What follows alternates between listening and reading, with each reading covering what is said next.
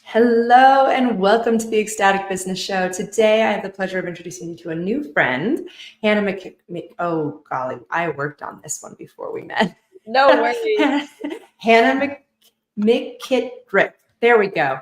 Hannah, I'm so honored to have you here on the show. It sounds like you are doing amazing work with women's health, combined intuition, psychic work, energy work, with just really phenomenal nutritional science, helping people to transform their bodies from the inside out and having a new lightness. So it's not even just about weight loss, it's about feeling light in your bodies. And so you've launched My Intuitive Health. And one of the things that I want to just kick this off on is tell me a little bit about your big mission. Like, what is your thing that you want to achieve while you're here on this planet?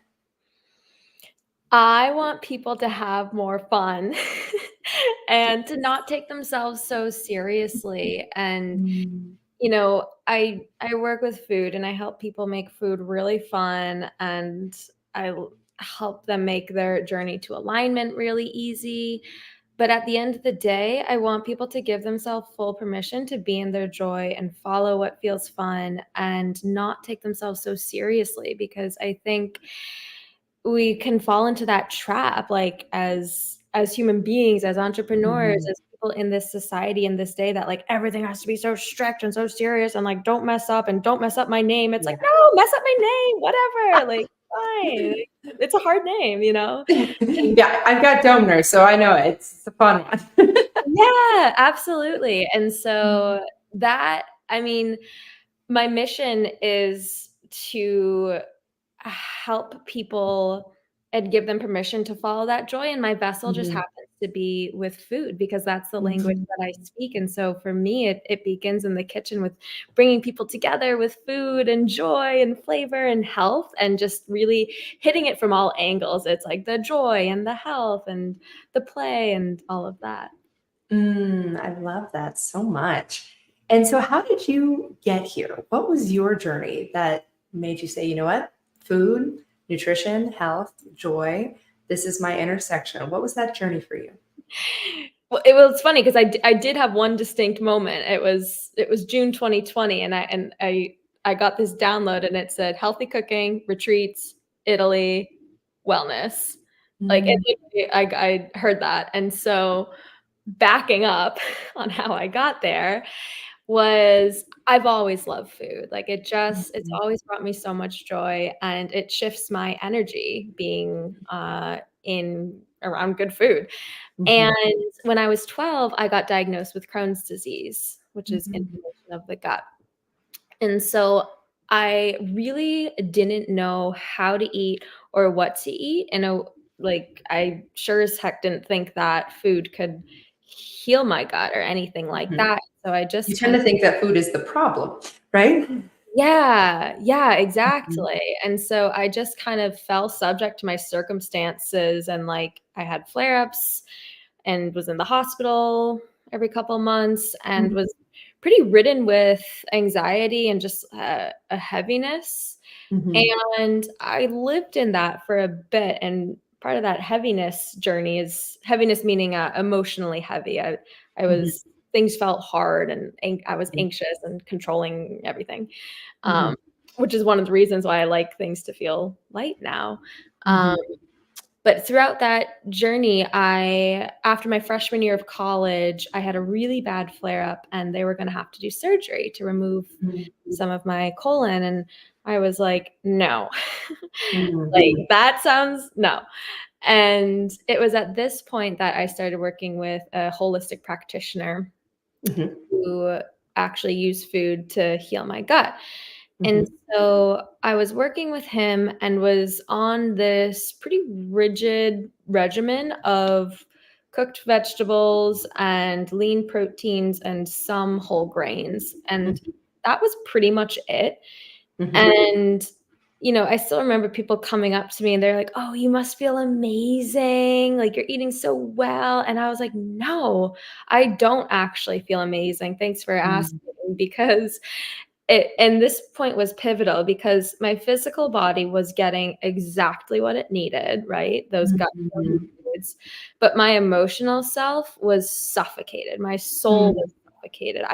The thing that brought me the most joy, food, wasn't my vessel for joy anymore. It was just something Mhm. that was like had rules around it. And I know a lot of people can relate to the downfall that comes when rules are surrounded with food, Mhm.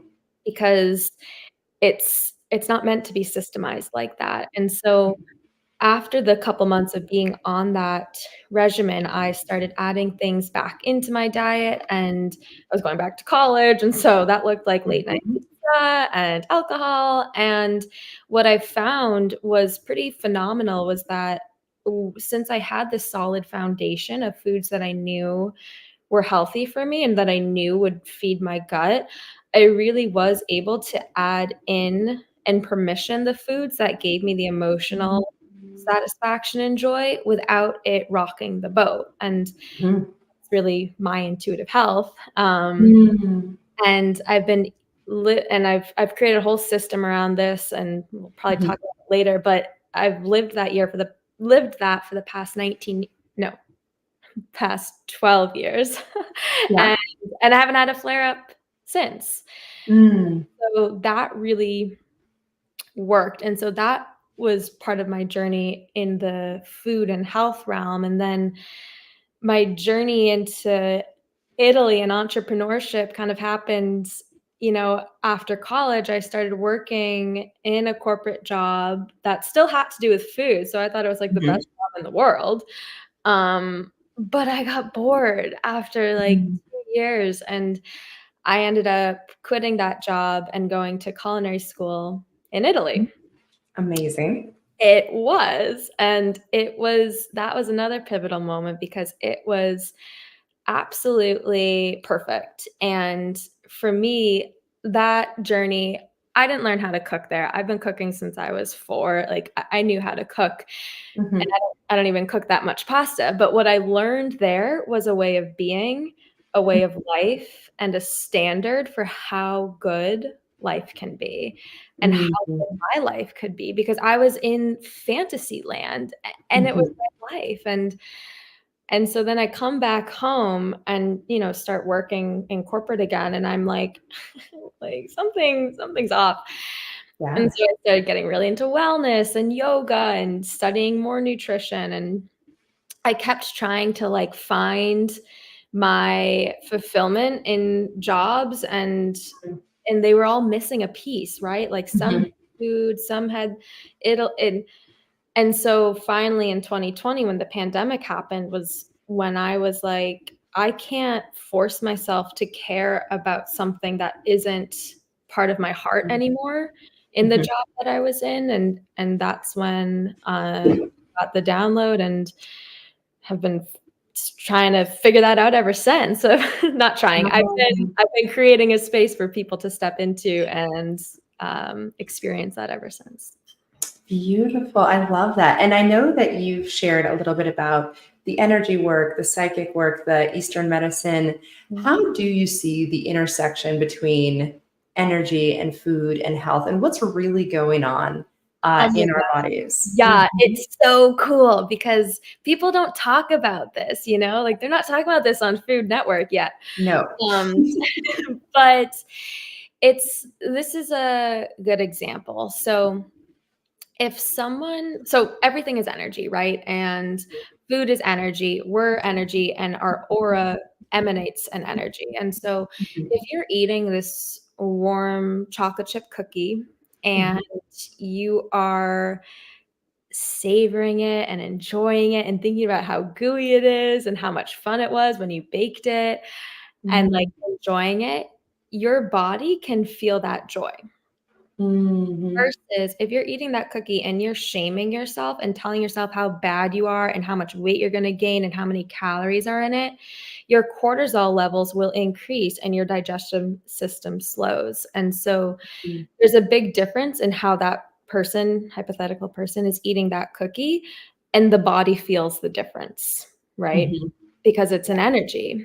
And so for people who are cooking in this high vibe energy and are really excited about it, and they're bringing flavor to these nourishing foods, that gets infused into the food. And then that gets digested into your body and gets to emanate out of your aura. And so it quite literally raises your vibration physically, emotionally, and on a soul level. Mm-hmm. Oh, I love that so much. And because we know that it is all energy, right? At a base level, the cookie and the steak are really just vibrations, right? And we live in this very strange matrix-like reality where our brain tells us this is okay and this is not okay. But Right. I think what you and I are kind of hypothesizing, but science is still catching up to, is this idea that the way that we eat is more important than what we eat. And eating with consciousness, cooking with love, bringing joy. And I've had the same experience where I had a chronic hip pain for several years after my last pregnancy. And I told myself it was like a gluten intolerance. So I cut out gluten. And after a while, it was like, okay, great. Now it's gone. Well, what I didn't realize was also happening is that my financial situation was getting better. And then we had a financial crisis, and overnight we lost $60,000. It was a dramatic shift.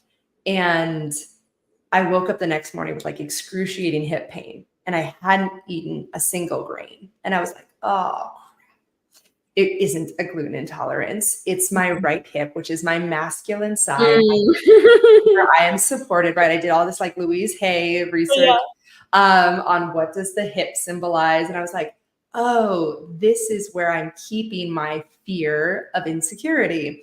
Right. And it was I was actually so grateful for that, because then it was okay, now I can do the inner work, the energy clearing. I can release the hip pain that's really just a somatic symptom of this deep insecurity around money. And then once I could clear that, I was able to reintroduce grains into my life, and it was fine. Now, I've still decided there's other inflammations that work, and I'm not, grains and I don't always have the best relationship, but now I'm discovering that I love sourdough bread. We have a sourdough starter, and I really love making sourdough bread and kneading it with my hands and creating it with kids, and it's so fun. And I'm like, oh, now this is fun. Now it's also fermented, which is a new way to introduce changing the chemistry, the science side, as well as the emotional side. So all of this, it's this big cauldron melting pot of science and metaphysics coming together and saying, you know what, we really are the ones in control of our frequency, of our vibration, and of our bodies. I don't know if you're familiar with Abraham Hicks at all. Yes. Yeah. Okay. So somebody asked her well, what can we eat? What can't we eat? She's like, eat whatever brings you joy. Basically exactly like what you said, which is just it's not about what we put into our bodies. And even Jesus says this, it's not what you put into your bodies that makes you unclean. It's what comes out of your body that makes you unclean. It's your thoughts, your energy, your emotion. And so these are ancient concepts and wisdom that this thing we're holding up, whether it's an apple or a cheeseburger, it doesn't matter so much as what went into the creating of the apple, what went into the creating of the hamburger. How are you receiving the apple? How are you receiving the hamburger? So I love that we're talking about this. And actually, as you were thinking, they don't talk about this on the Food Network. I was like, oh, Hannah, you should absolutely apply to be the psychic chef on the Food Network. The kitchen psychic, actually. No, I'm trying. If anyone's out there listening who wants to connect me, do it. No, and they're Joe Dispenza, he actually, a lot of his work actually goes into proving this, of people literally thinking themselves into healing and into wealth, into whatever it is. And so it doesn't have to be cooking per se that shifts your energy and that brings you into more alignment. It's just my personal preference, because it gets you out of your head into the present moment. You're using your hands. It's a sensory experience. It's a communion experience with food from the dawn of time. And it's a physical shift, And so it's just kind of like a one-stop shop to bring you into that mind, body, soul alignment and have it get digested into your being. Yeah, absolutely. I love this. Now, tell me a little bit about the framework. What have you developed? What do you teach? What can women be doing right now to start bringing themselves back into alignment energetically and nutritionally? Yeah, that's a really great question, because I'm sure some people listening could be like, okay, yeah, I should cook from a high frequency, but like, how do I shift my frequency? Like, I don't want to cook. Like, I totally get it. Yeah. And so I have developed a 5-step process, because people love 5-step processes and whatever, but it basically just systematizes the reason why I was able to completely not have a flare up for 12 years. And I'm a different person mentally and spiritually, Mm. obviously, than I was at 12, but like Mhm. so much so. Like I've shifted so much, and this framework is what has helped that. And it's really Do you simple. mind sharing? No, oh my God, of course, I would love to share. Okay. Yeah, invitation to everyone to not get overwhelmed though. Like, I teach an entire cooking with energy course on this, so this is just gonna be really Mm. distilled, but take what lands and hopefully something resonates. So the first, and this framework, I'll intro it by saying, helps you to create a magnetic vibrancy without a diet. Mhm. And so a lot of people want to go on a diet because they think they'll feel more vibrant, they think they'll feel better, but then it creates restriction and all this. So this framework helps you create like what you want from a diet, but without all of the Mhm. restrictions. So the Yeah. first prong in this is simple nutrition. And this helps to ensure that you are shifting your energy into that vibrancy. It helps to ensure that your Mhm. body is getting what it needs, because health is an innate truth for us all. Like, our body does really well with foods from the earth and vegetables, Mhm. and so we don't want to ignore that, right? Like, we want to give that space. And I have studied Eastern medicine, I've studied Western medicine, and I've lived my own journey of healing. And what I've distilled nutrition down into two things. Number one is vegetables, Mhm. and number two is whole foods, one word ingredients. Mhm. And the reason I've distilled it down into two things is because it is so freaking complicated out there, and every single person has a different opinion. And these Mhm. things are the two that I've found are not don't contradict like any thought modules. And it's foods that contain the most life, like they're closest to the earth, and they Mm. most vibrancy. They're less processed. And so this is a mental cheat sheet that you can think of when you're like, I want to eat healthy, but I don't want to feel confused or measure or count. Simple Mhm. nutrition, two things.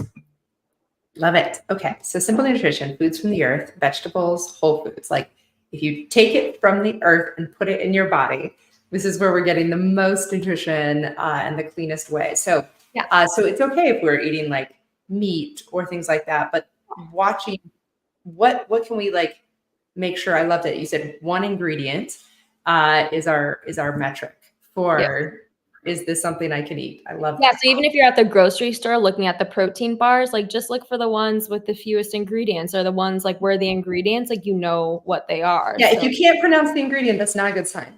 yeah, yeah. And like, I'm not saying to like not combine foods, like, combine them. Like, Yeah, you yeah, can yeah. cook with a lot of whole foods and like all that stuff. Right, absolutely. But you should know that this is a single ingredient and I'm combining it with this is a single ingredient to make my own food. I love that. That's a really Exactly. easy way to think about it. Mhm. Exactly. And so the next step after that is flavor. Mm. And this helps to shift your frequency into fun, which is so important, because food is meant to be enjoyed. And like I Mm. said earlier with the cookie, like, if you're eating something that doesn't taste good, it literally lowers your vibration.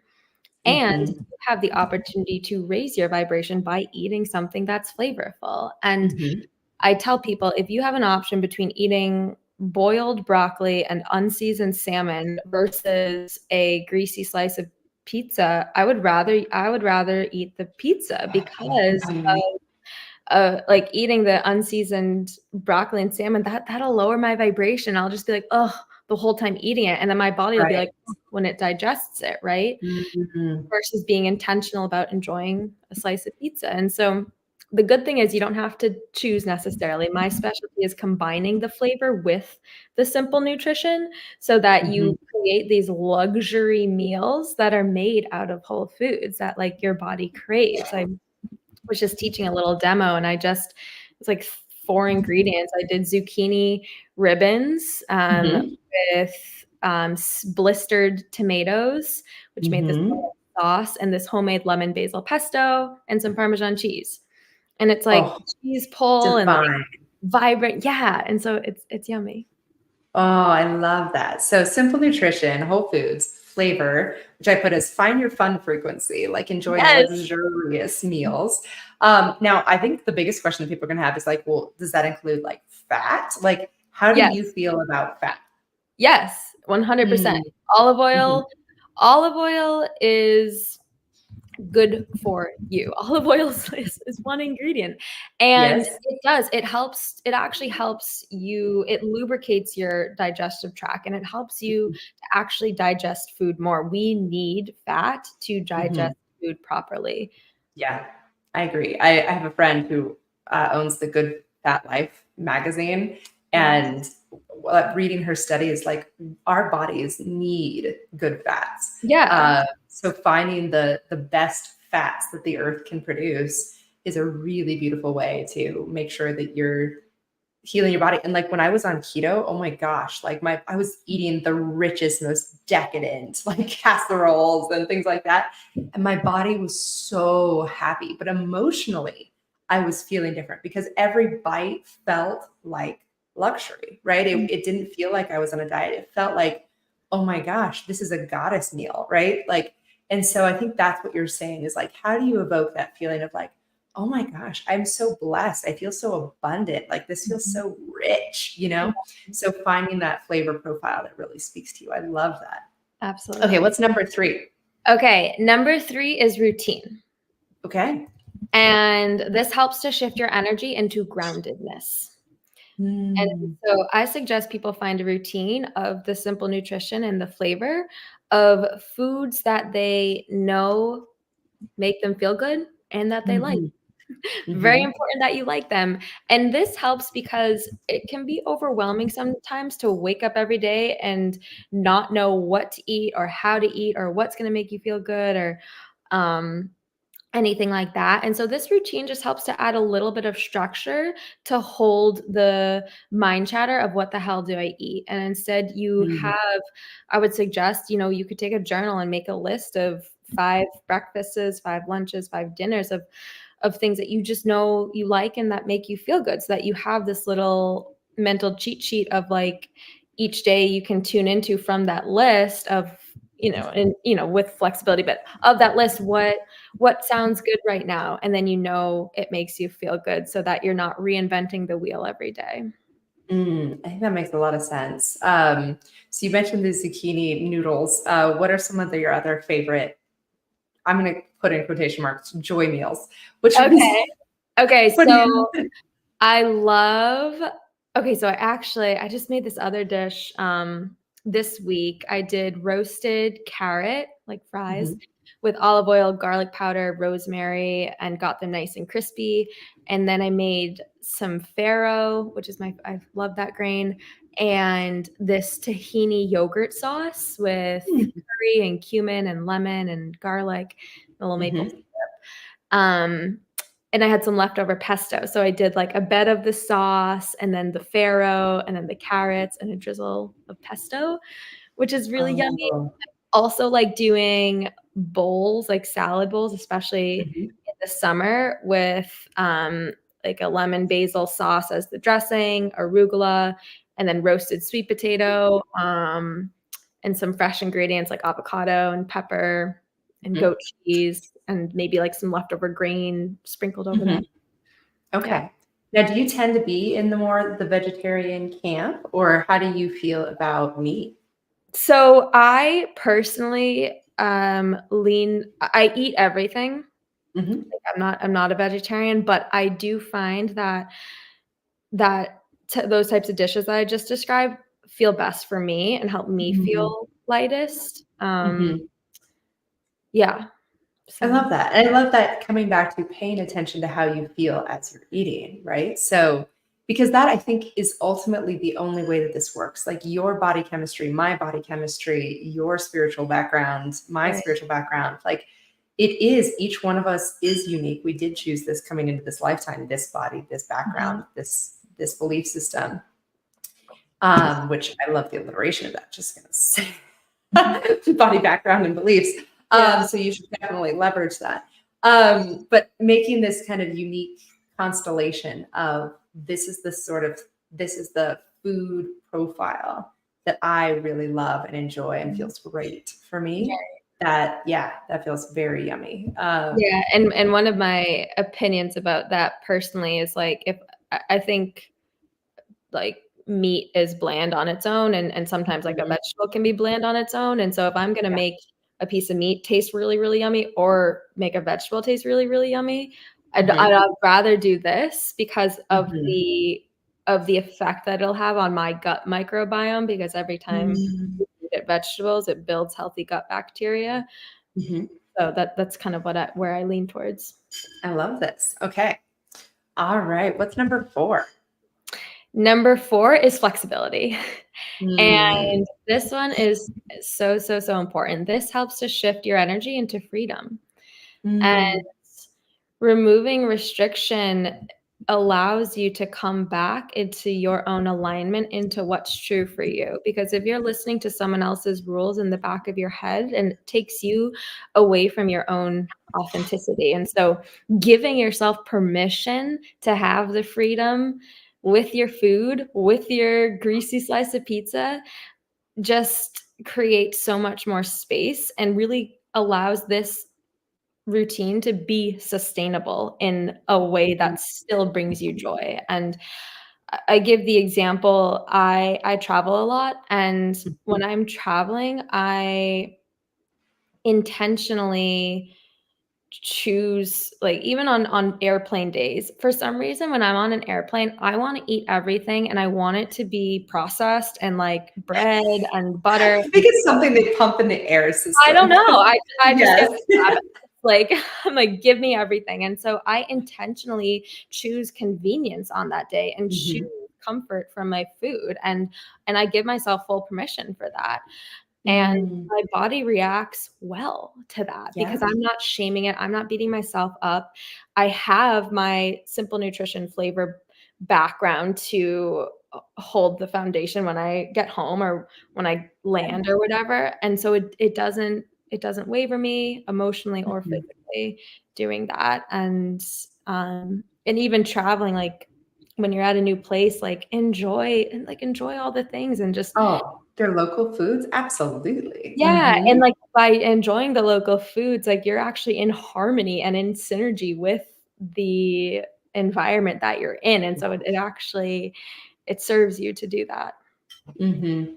Yeah, I really love that a lot, and what I'm hearing is giving yourself permission, to trust yourself, and I think especially for women, I think that is the number one lesson that you can learn in this life, Yeah, is learning how to listen to yourself and trust that inner voice and say, "Yep, this is okay for me," right? I don't care if it's allowed in any diet, like, I am giving myself permission to enjoy this thing in front of me, and yeah, I believe that we do. We alchemize everything, mhm. um, through Yeah, that experience. yeah, and even permission to consciously choose that today or for this meal, you're not necessarily gonna be giving your body the most amazing nutrients, but you're Mhm, consciously choosing to give your mind the emotional joy. Like, it doesn't mhm. matter if there's 0 nutritional whatever Yeah, in what you're eating, like, you can consciously choose and give your mind permission to have a say, because I yeah. think it should. It's an emotional experience, food, and that's the difference of, or that's what helps create the synergy of the mind, body, and soul. Mhm. Well, just to quote Jesus again, he was like, "Man does not live on bread alone," right? But like we are fed through spiritual realities. Yeah. And Yeah. so it just makes perfect sense that no, it doesn't matter if you're eating what is in front of you. It is the spiritual reality that you are creating. Like I'm assuming that there are people who, I mean, I've heard of yogis who live on sunlight, right? Somehow they have determined how to catalyze sunlight into the nutritional requirements that they need. So, you know what? It's a beautiful world that we live in where, yeah, there's some kind of ground rules for how this universe operates as a standard operating procedure so that we can continue to be unconscious if we choose to. But I think the next level of human evolution is playing with consciousness as reality bending. Mhm. And what can we do when we activate our divine nature? And what can we turn into nutrition simply through Yeah, well, willpower? it's interesting because diets play into a 3D reality of Mhm. like calories in, calories out, but we're 5D beings. Oh, And yeah. so like Weight Watchers doesn't have like your energetic joy listed on the Right? things, and like that's actually a factor with Mhm. your frequency. And so Yeah. there is this element when you play into the quantum field, you get quantum results. That's when Mhm. like you can heal your hip pain and still have gluten, you know what I mean? Exactly. I Yeah. love this. All right. So, what's our fifth step? This is my new favorite food framework. Yes. Okay. So now that from those 4 steps, you've shifted your energy into vibrancy, into joy and fun, into freedom, and into groundedness. And so bringing that into the kitchen and cooking. So cooking is the last step, and this helps to embody all of this. And so this framework isn't for you to like check off your list or anything like that. Like the reason cooking is such an important factor in here is because it allows you to digest it on a cellular level. Like you go Mhm. through the motions, your body goes through the motions, and it becomes muscle memory, and it becomes ingrained in a way where you don't have to think about it so much. It just becomes part of you. And so that's one reason for the cooking. And then the other reason we've already touched upon is that you bring that energy into your hands, into the food, and then you digest Mm. it, and it emanates it out. And then cooking in and of itself is a creative physical experience. And so Mhm.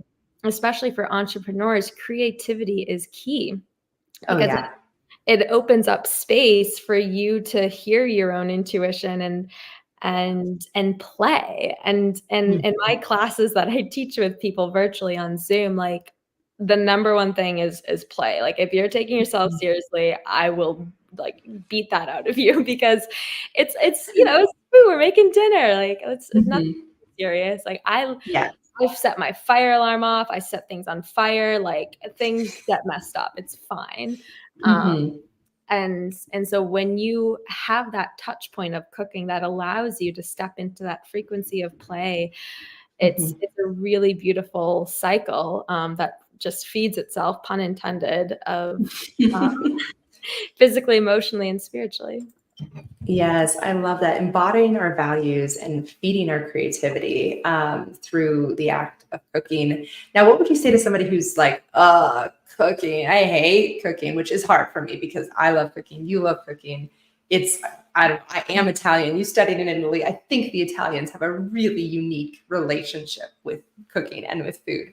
But how could you activate that joy and shift their experience around the idea of cooking being Yeah. onerous? Well, first I'll start by saying you don't have to cook. Like it's Mhm. okay. Like if it's really gonna make you upset, don't worry. There are other ways to shift your alignment. Cooking is Mm. the most efficient, but that's fine.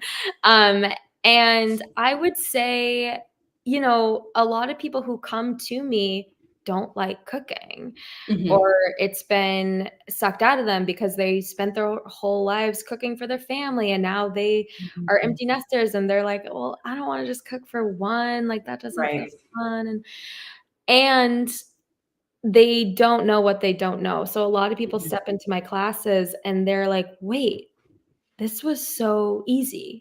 I only had Mhm. to buy 4 ingredients, and this is so healthy, and it tastes amazing, and oh my god, my son's actually eating it too." And so they shift their frequency, they shift their energy, and they rewrite the story of what cooking is. And so for someone who thinks they don't like cooking, I would say give yourself a new experience.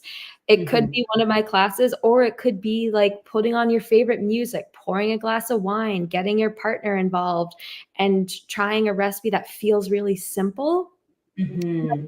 overwhelm you, so that it becomes more of a ritual and something that feels sacred and fun and like a creative endeavor for you to explore. I love that word ritual.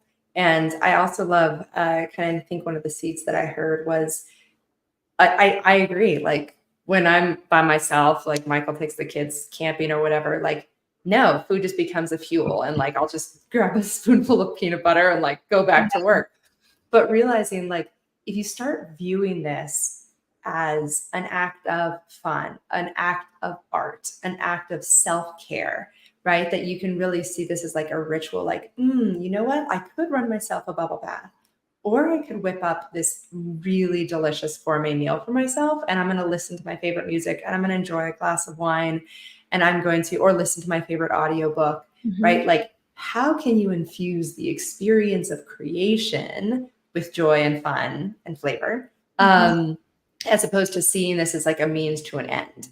And then the other thing that I realized that could make that even easier is just invite a friend over for dinner. Yeah. Right. Like, so if you don't like cooking for yourself, like use this as an excuse to build community. Invite your neighbor over. Hey, I'm thinking I want to make something fun for dinner. I don't know what it's going to be yet, but it would be more fun if I was making it with you or for you. And just have an excuse to bring somebody into your home and experience hospitality and pour 2 glasses of wine instead of 1, right? Yeah. So I totally think that would be game changing for doing this. And even if it's just one night a week, right? Like one night a week. Like I do not cook every night. I don't. That actually doesn't bring me joy because I get tired too at the end of the day. And so it's like you have this food then for a couple days, and yeah, it's nice. Ooh, I like that idea. Even if you're making it for yourself, just make a huge batch of it and put it in the freezer or put it in the fridge and like make yourself a whole, like, oh, that's a fun idea. Cause I'm used to cooking to a family of 5. I can't imagine cooking for one person, but man, I could still make enough for a family of 5, but I have one meal now, one portion now, and I have 4 portions that I put in the freezer that I can pull out. Well, I do that because I live alone, and just this week I've taught 2 classes of those zucchini noodles that I told you about, and I'm not going to go through all of those. And so I have some in my fridge, but then I just packed some into the freezer. And so now I have this, like when I get home, say from a travel day, and like I don't have any food, I can just take it out. And it's still, that food still contains that vibrancy in which I've made it from. And like, it helps me to like ground down and reset and like cleanse me after traveling. Beautiful. That's a really helpful tip to like, just make this easier on yourself. Well, I love this. I'm realizing my battery is not charging, which is not great. So I just suddenly disappeared. I apologize. But I wanted to make sure that people had a way, because I think you have recipes, which I know people are probably salivating at this point. So I'm going to feature you while I go figure out my plug-in situation and tell them about your free gift. Oh, no, let me switch to you. Oh, Hi. You as the person. I've never done this before. How do I shift to you, not me? I don't know how to make you the featured guest. All right. I'm just going to go off screen for half a second. Okay. Listen to that. Yeah, so you can go onto my website, myintuitivehealth.com, and there's a little pop-up of 15-minute free recipes. You can also go to the link that's listed here. And here I have 3 of my favorite quick, easy recipes. One of them are those zucchini noodles. There's also a pesto spaghetti squash with artichokes and the goat cheese, I think maybe sun-dried tomatoes, and then a green goddess salad with a Greek yogurt basil dressing and herb and walnut crusted fish. Oh my gosh, that sounds divine. I'm gonna go get those right now. See which one I want to make for dinner tonight. Yes. I love this. And your website is myintuitivehealth.com. Hannah, this has been so much fun. I love talking about food and energy and joy. And like, these are some of my favorite topics. So, so grateful that you could spend some time with me sharing your wisdom and the journey that you've been on, and really looking forward to us keeping in touch. Thank you so Yes, much. thank you.